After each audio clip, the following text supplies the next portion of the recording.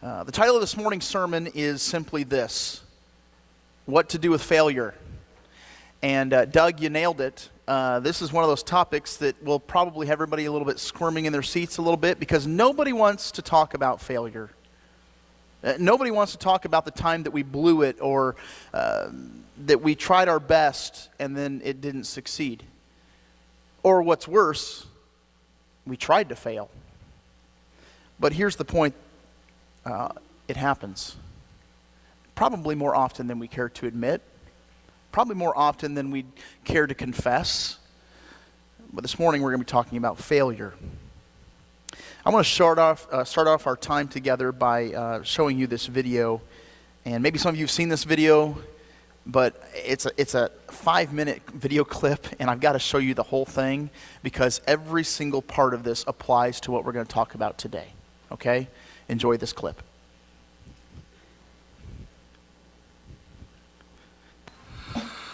Whose idea was this? Did you think this was a good idea?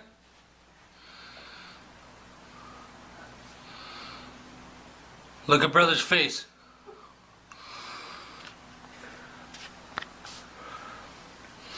Who got the paint out? Brother did? How'd he get it?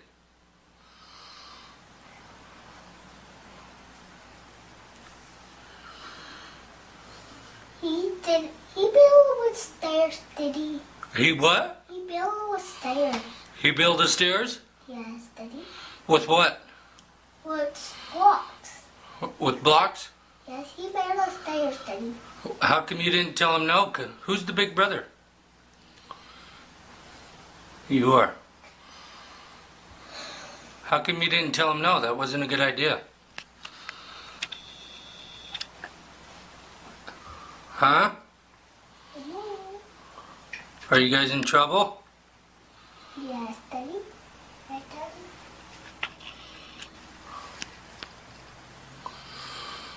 Daddy? What should we do? I don't know. I don't know. You guys got paint everywhere downstairs. Yeah.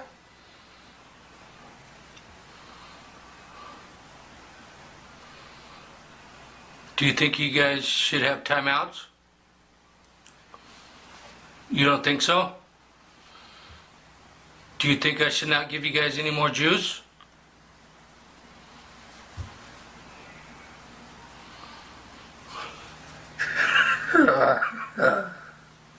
What is funny? Nothing's funny, bud. You guys have paint everywhere. In the hair, Daddy? In the hair, Daddy? Yeah, in your hair. And my face? Yeah, you have it all over your face. Yeah. And my teeth? How do you think we're gonna get this paint off? My hair now?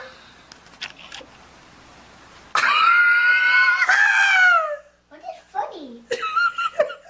What is funny? Nothing's funny, bud.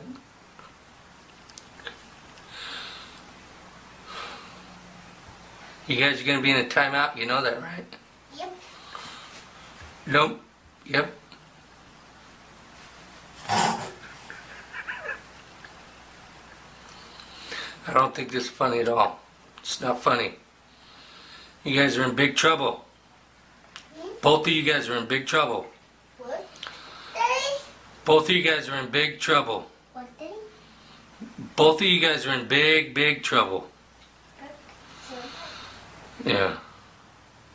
Big trouble, Daddy? Big trouble. Trouble? It's not funny. Not funny. You guys are going to bed with no juice. Yeah. No juice tonight. You understand that?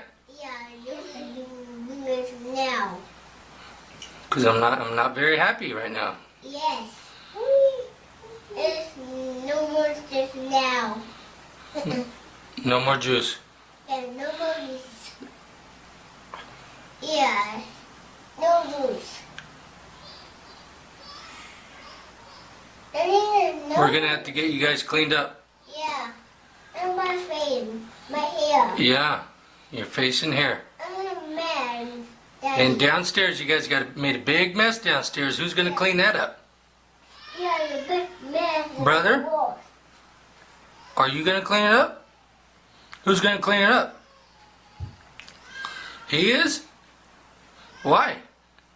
Looks like you were playing in it too. Were you playing in the paint too? You were? Do you have any paint on you? Yeah? Okay. Well, we're gonna have to get cleaned up.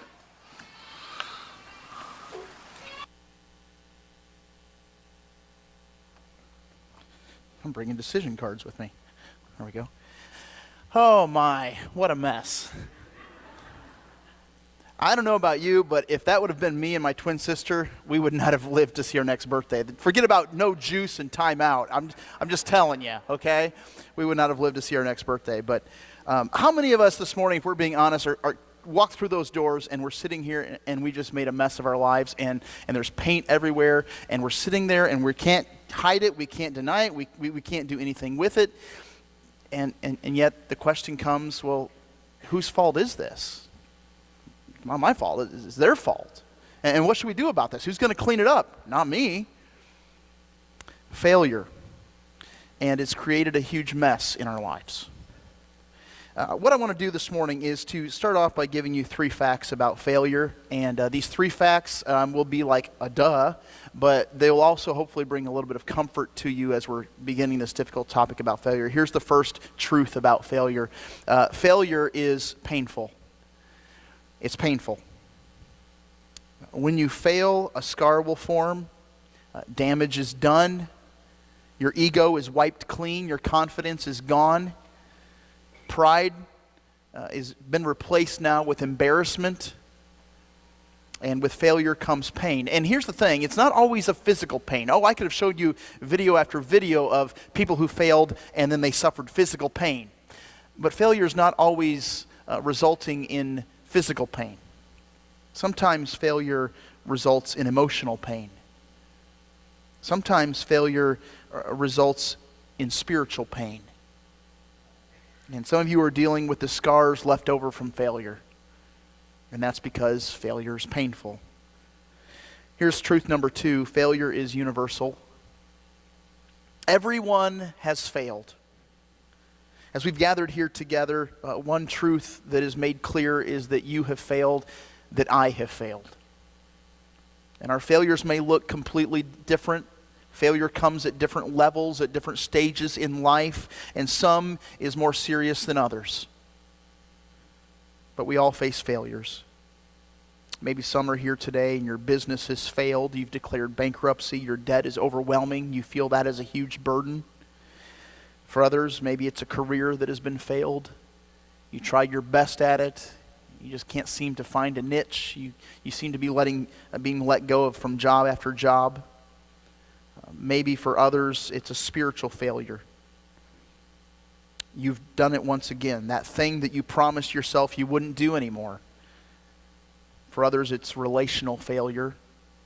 You feel like a failure as a parent or as a spouse or as a friend.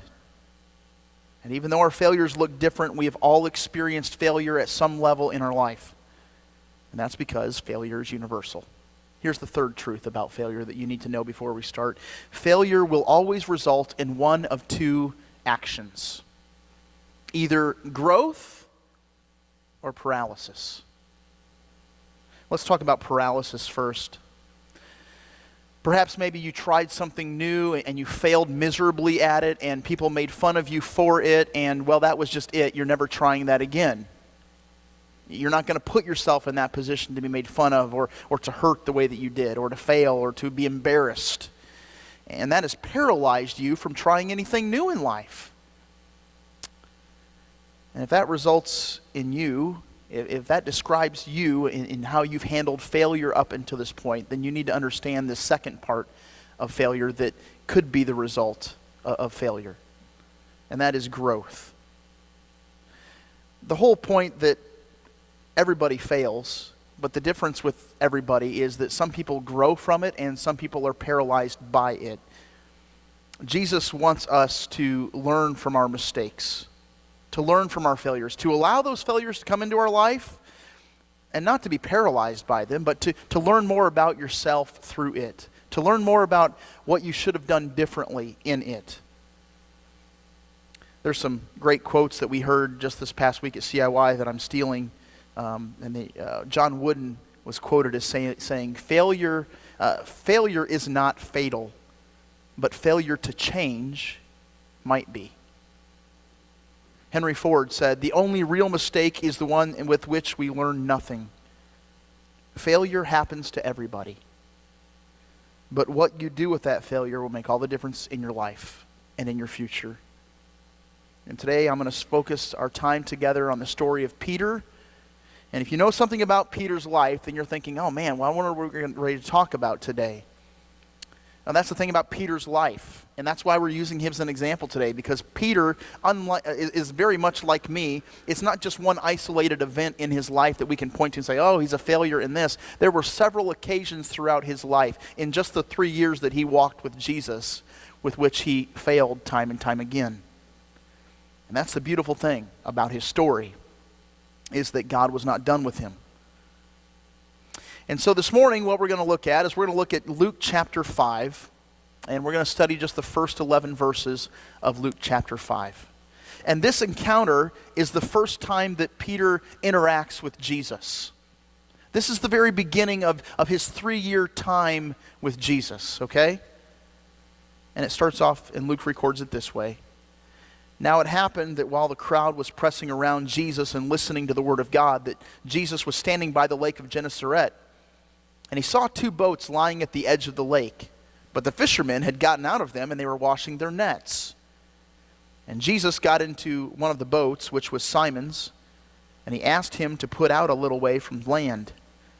And he sat down and he began to teach the people from the back of the boat.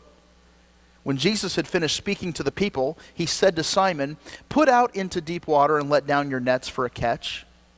Simon answered and said, "Master, we've worked very hard all night long, and we've caught nothing. But I will do as you say, and I will let down the nets." When they had done this, they enclosed a great quantity of fish, and their nets began to break. So they signaled to their fishing partners in the other boat for them to come and help them. And they came, and they filled both of the boats so that they began to sink. When Simon Peter saw that, he fell down at Jesus' feet, saying, "Go away from me, Lord, for I am a sinful man."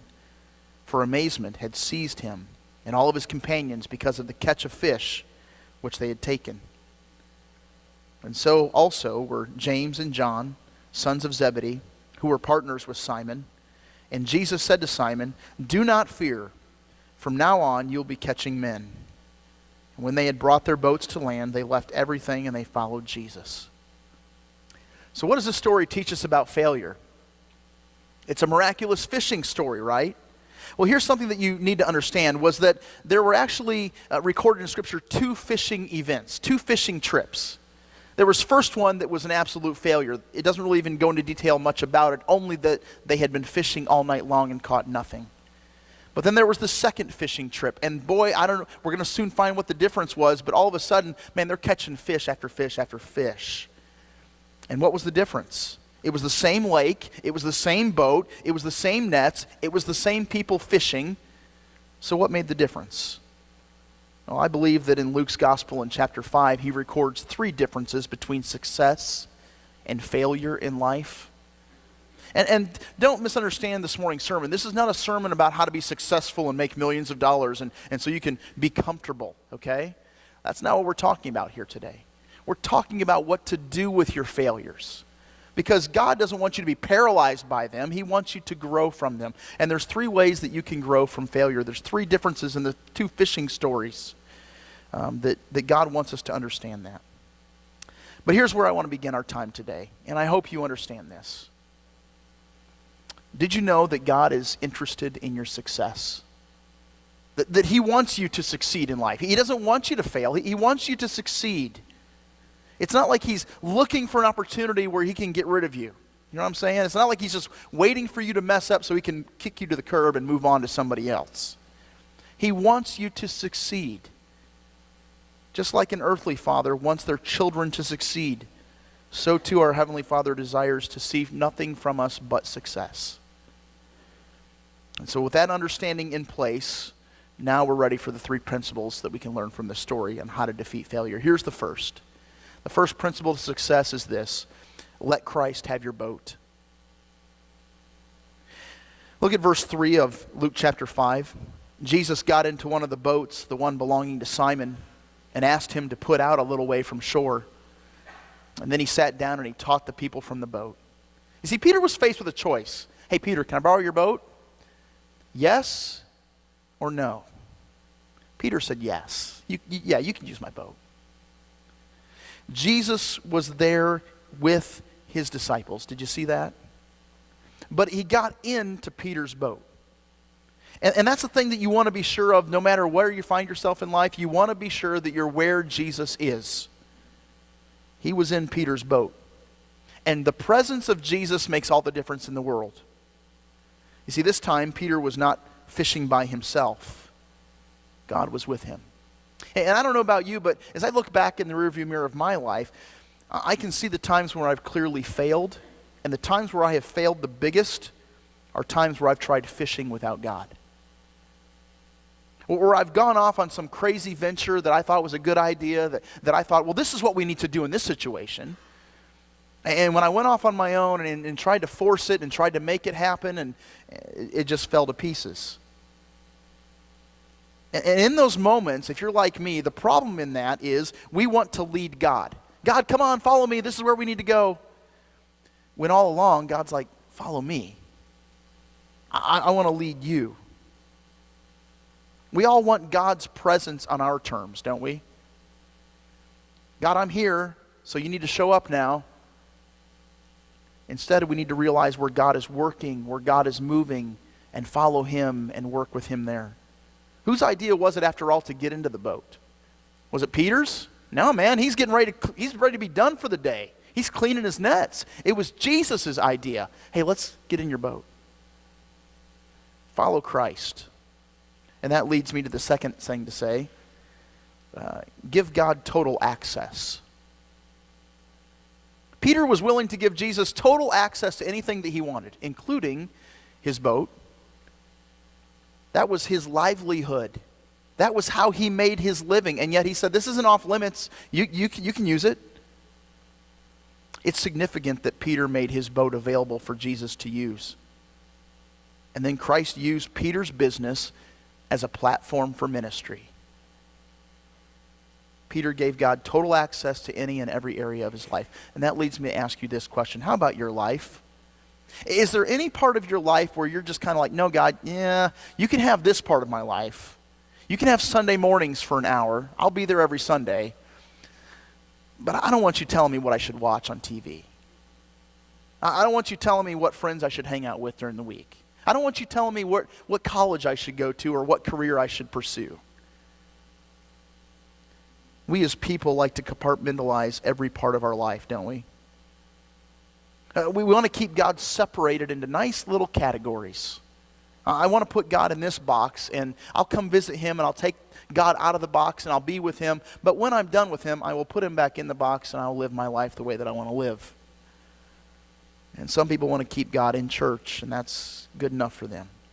But what would happen if you gave God total access to every part of your life? Where would he have you live?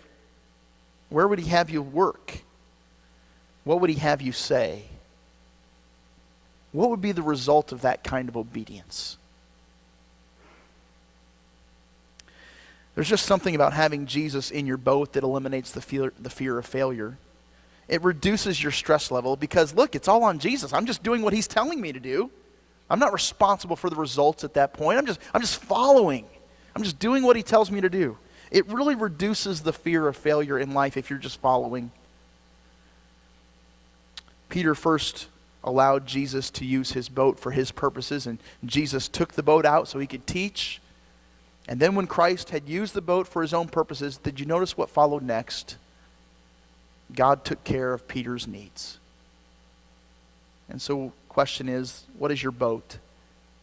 What is your part of your life that you're holding on to that you're saying, God, you can't have that. This is mine. What is it that you're not letting God have control of? Is there anything in your life that you've denied access to God? Make sure you give Christ your boat. That's the first way you're going to succeed. Here's the second principle to overcoming failure. Cooperate with God's plans. Now, this is a really sticky point. I just got to warn you straight up. This is a sticky point because God's plans do not make any sense at all. At all. But that's because his plans are so much bigger and so much grander and so much broader than we can see. And so we're just seeing this much of God's plans. We're like, man, God, you're crazy. This is a horrible idea. Listen to what God's plans were in Luke chapter 5, verse 4. This is Peter's response when he first is asked, can I use your boat? Let's go fishing. When Jesus had finished speaking, he said to Simon, put out into deep water and let down the nets for a catch. So he just gets done preaching the sermon. I don't know what the sermon was about, but Jesus just gets done teaching the people, and now he gives Simon a simple request. And there's really two commandments to the request. The first is this: let down your nets. Now keep in mind, the disciples had been out all night long, working hard. Fishing wasn't as easy as putting some, bait on a hook and tossing it in the water and then taking a nap. Fishing was hard work, requiring a crew of grown, experienced men. And these men had been working hard all night long, and they were tired and they were frustrated because they hadn't caught anything, and now they're cleaning their nets, which was a chore in and of itself. Repairing the holes, getting rid of all the trash that it did catch. And so he's tired. And if these fishermen haven't caught anything during the cool of the night, did this amateur Jesus really think they were going to be successful in the heat of the day? Sometimes God asks us to do some things that are going to be hard for us to do and don't seem to make any sense, and it's not a whole lot of fun to do it. And if you're in the middle of something that God has asked you to do that doesn't make sense to you, maybe you need to jot this part down. Obedience to God supersedes understanding God. That when God asks you to do something, you don't have to understand those plans. Shoot, you don't even have to agree with those plans. You just have to obey those plans. And Peter's reaction to Christ's request was truly amazing. He didn't argue. He didn't say, whoa, wait a minute, Jesus. That was a great lesson and everything, but I'm a fisherman. This is what I do. What is it that you do again, Jesus? Oh, that's right, you're a carpenter. How about you stick to making stuff out of wood, and I'll stick to catching fish? He didn't say that to him. Instead, Peter put aside his pride, and he obediently followed Jesus' command. How many times are we guilty of arguing with God, thinking that we know better? When we want to resist God's plan because we just know that this isn't going to work. Well, here's the second part to Jesus' request. Not only let your nets down, but he says also to him, hey, put out into deep water. It's no coincidence that Luke records these words of Jesus. Why do you suppose Jesus wanted Peter to launch out into deep water? It's because deep water is where the large fish are. You only catch minnows in shallow water. If you want the rewards of catching a big fish, you've got to be willing to risk the dangers of the deep water. Something else about going out into deep water, man, it was work to get to the deep water. They didn't have motorboats. You either had to put a sail up or you had to row there yourself. And so to get out into the deep water, it was going to be hard work. And Jesus says, let's put out into deep water. The deep water is where there's potential for waves to rock the boat. The deep water is where there's potential to drown because you can't see the bottom and you can't touch the bottom. And most Christians I know live life in the shallow waters of life. Shallow water is where it's safe. Shallow water is where I come on Sunday morning, I dip my toe in the water, and then I leave and I go home and nothing's really changed. Their faith is not deep at all. Sure, they might be a part of the water, but they never venture very far from the shore. When God works in your life in such a way that it involves risk and you obediently follow that risk and you go through it, man, you learn something about God. You learn to trust Him and you learn something more about yourself. Will it be safe? Absolutely. If you're doing what He's telling you to do. You won't fail. What would have happened if Peter would have stayed on the shore and not followed Christ out into the deep? He would have missed the miracle. He would have missed the miraculous catch of fish that was astonishing to him. And there are so many Christians, you guys, who are playing it safe. Some of you guys are playing it safe. You're not doing what God is asking you to do. Go on a mission trip? I'm busy, God. I can't do that. Go to CIY? I can't do that. And you're missing out. You're missing out on what God would do for you in your life. You're missing out on having your eyes opened to who God is and just how big and how powerful He is. Here's the third principle we learn from Peter in overcoming failure, and that's this: anticipate God's promises. Verse 5, I love it. Here's Simon's response. Master, we've worked hard all night, and we haven't caught anything. But because you say so, I will go let down the nets. You see, in the second fishing trip, Peter went with Christ and he lowered his nets based upon the anticipation of catching fish. Now, Jesus didn't specifically say, hey, Peter, if you do this, I promise you, you're going to catch so many fish, you're going to be amazed. He didn't say that. He didn't need to say that because Peter was beginning to realize who Jesus was. He just got done hearing Him teach. He knew there was something different about Him. And he thought, boy, maybe I should listen to Him in all areas of my life. And so he gets into the boat and he does exactly what he's told to do, and he doesn't come in empty. He doesn't come in disappointed. And maybe you're thinking to yourself this morning, well, Mark, that sounds great, but you don't know my circumstances. Right now, I'm defeated by my problems in life, and they are way bigger than I am. And there's no simple feel-good sermon that's going to change that. Okay, fair enough. Jot down these two things, though, if that describes you. You need to be reminded this morning that God is greater than X. That God is greater than whatever it is in your life that you are facing. He's bigger than it. We just got done singing a song about it. Our God is greater. Our God is higher. Our God is healer. Man, He is. And I know you have problems in your life and that you're facing those problems right here in this moment. And those problems are serious. They've got you scared. But as you come face to face with your problem, do not forget that God is bigger. Here's the second thing you need to jot down. God has the final word. You see, some of you are thinking that your doctor has the final word, that his diagnosis is grim. But listen, your doctor doesn't have the final word. God has the final word. Some of you are thinking that your addiction has the final word. You found yourself failing in the same area over and over and over again, and now you've convinced yourself that this is who you are. This is your identity. Some of you have problems with your computer. You fail at it when you're by yourself. You don't want to fail at it, but you see things you're not supposed to be seeing. Others, your downfall is alcohol. The lure of going to the bar or buying a case of beer. It's constantly on your mind. You can't get rid of it. And some days you win, but other days, well, that's a different story. Whatever it is that you fail at, and there are literally thousands of ways to fail in life.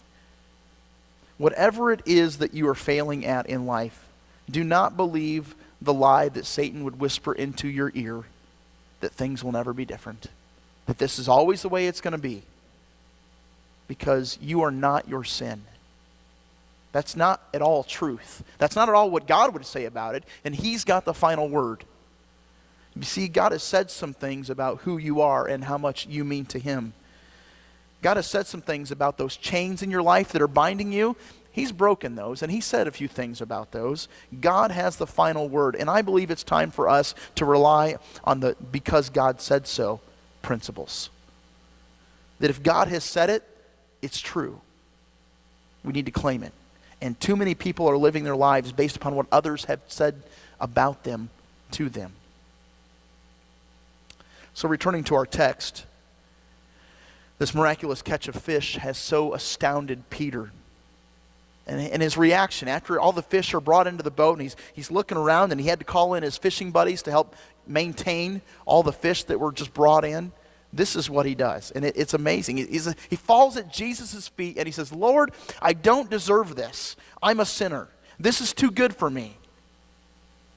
And Jesus said to Peter, do not be afraid, Peter. From now on, you will catch men instead of fish. And so the disciples beach their boats, and they leave everything, and they follow him. That just blows me away too.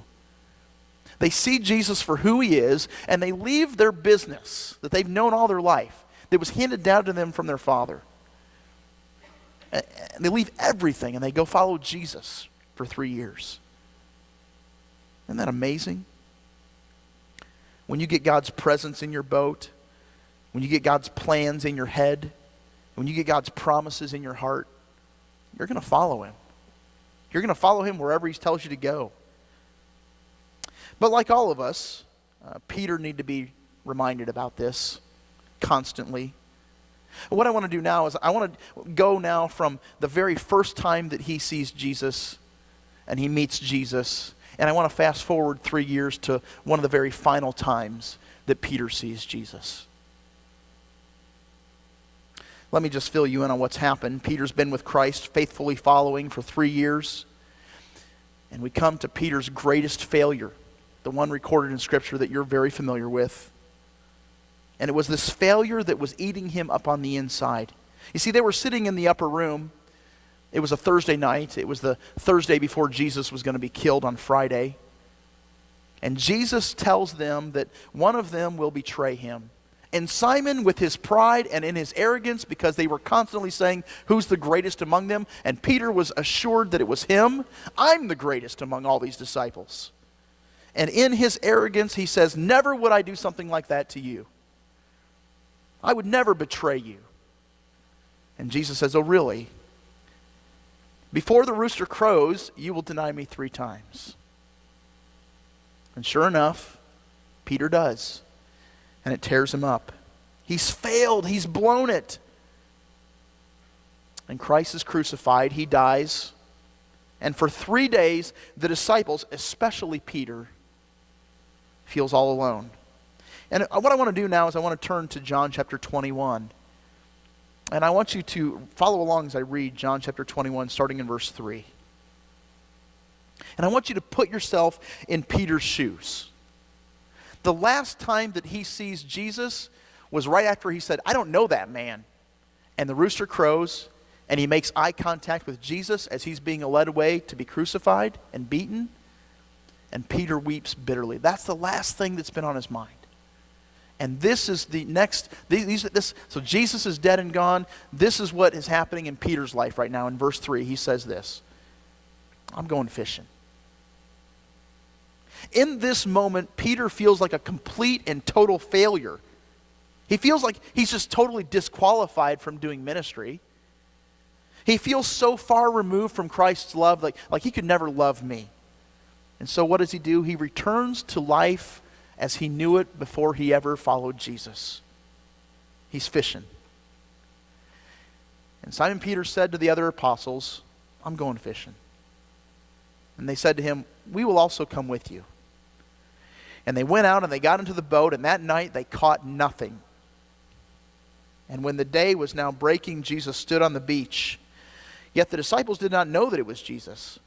And so Jesus said to them from the shore, children, you do not have any fish, do you? And they answered him, no. And he said to them, cast a net on the right-hand side of the boat, and you will find a catch. Isn't that cool how Christ works? He brings the thing full circle.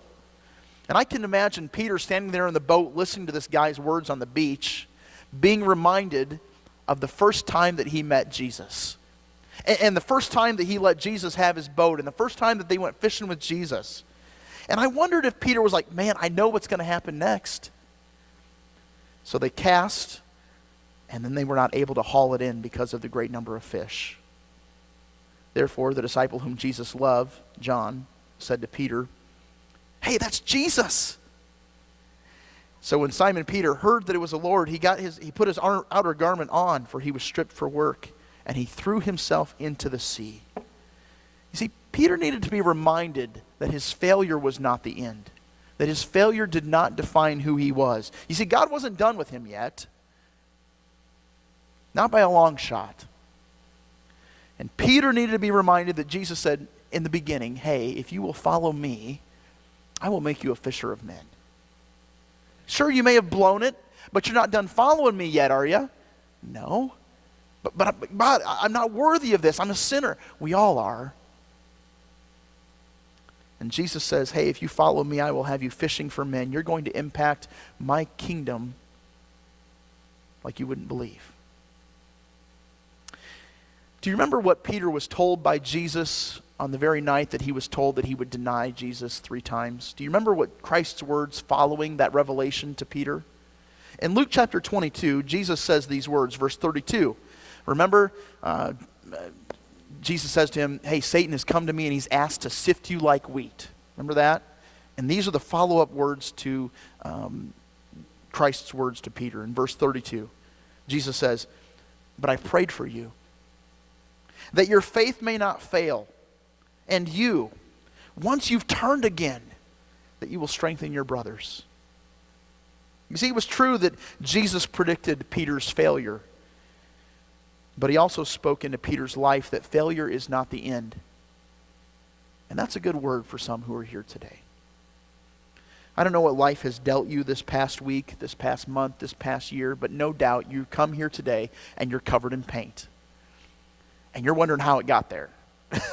You're wondering what happened. And you can't believe that it would be anything that you've done. But the truth is that probably the mess that you're involved in now is partly your fault. Maybe not all of it. Maybe you had a brother who was also involved. But it's probably a little bit your fault. And this is what you need to know, that is not where it ends. Cling to the promises of God. He loves you more than you can possibly ever imagine. And he will be there for you even when everyone else and everything else has abandoned you. For our invitation time this morning, we're going to do something just a little bit different. We've done it before in the past, but just got done spending a week at CIY, and the Aaron Pelsu Band was leading worship, and they were amazing all week long. Fantastic. And there was one song in particular that just like struck me. And I said, I've got to get the CD, and then we've got to do it at Burnside. And what I want to do is, I'm going to get back till yesterday, so there was no time to prepare this song for today for us to play it or sing it in worship. But I thought, we're going to use it for invitation time. And the reason I love it so much is because it just declares and proves to me that God has the final word in your life. That you may think that all these other things in your life, all your other failures, have the final word. No, God's got the final word. So we're going to stand together. I'm going to ask all of the lights to be turned out. And I want us to sing this song together. It's a 6-minute song. You will learn it before we're done, okay?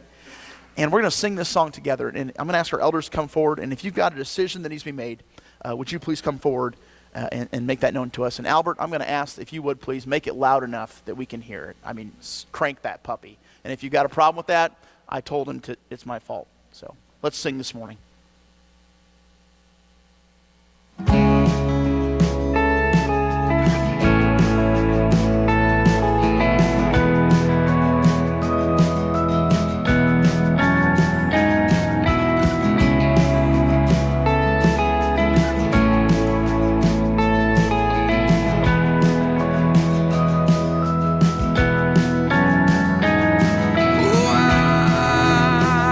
Disobeyed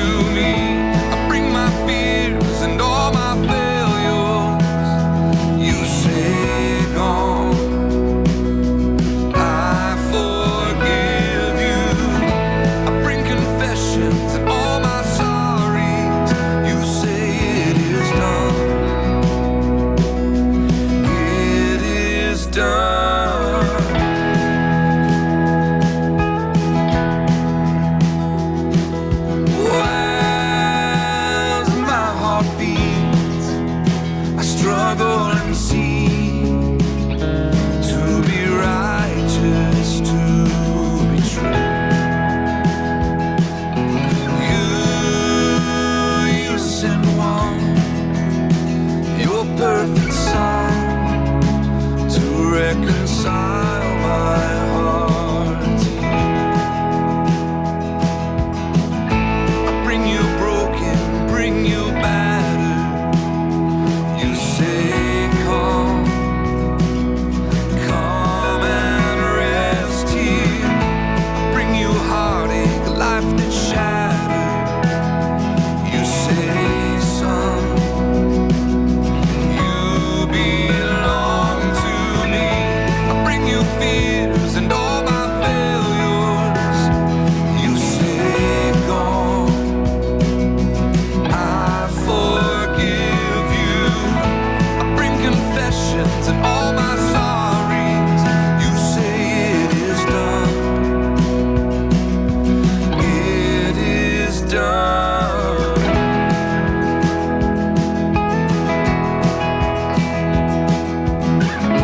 The battle's over. Strongholds are falling down.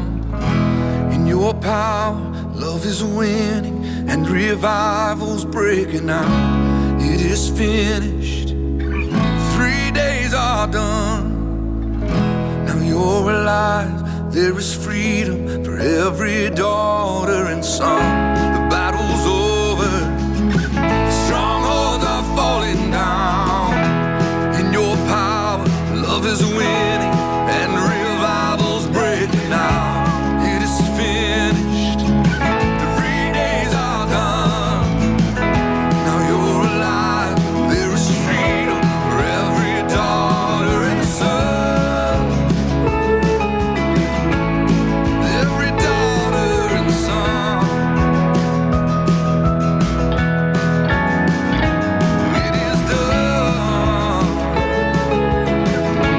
It is done.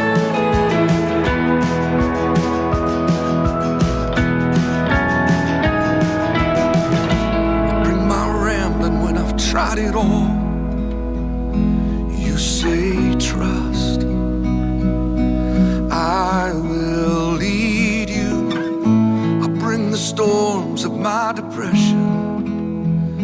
You say calm. I am with you. I bring my darkness when I can't go on. You bring love, love that carries me. I bring the ashes of my addictions. You say one, I